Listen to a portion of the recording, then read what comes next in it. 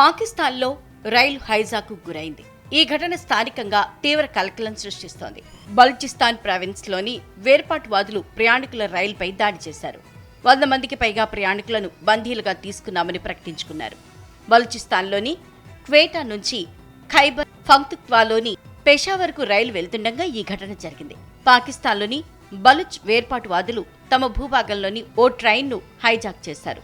బలూచిస్తాన్ ప్రావిన్స్లోని వేర్పాటువాద ఉగ్రవాదులు ఫిబ్రవరి 11న దాదాపు 400 మంది ప్రయాణికులున్న ప్యాసింజర్ రైలుపై కాల్పులు జరిపారు. ఈ ఘటనలో లోకో పైలట్ గాయపడ్డారు. రైలుని పూర్తిగా తమ ఆధీనంలోకి తీసుకున్నారు ఉగ్రవాదులు.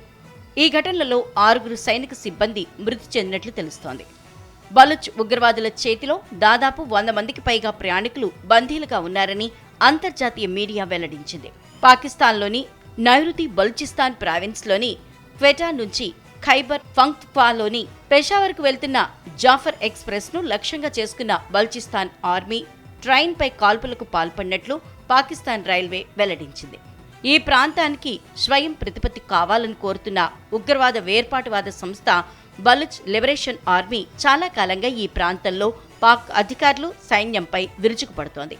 వీలు చిక్కినప్పుడల్లా దాడులు చేస్తూ బీభత్సం సృష్టిస్తోంది.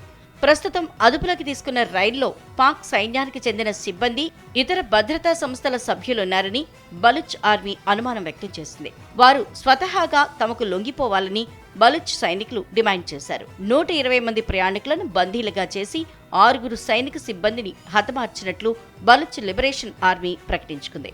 తమపై ఎలాంటి సైనిక చర్య జరిగినా బందీలందరినీ ఉరితీస్తామని హెచ్చరించింది.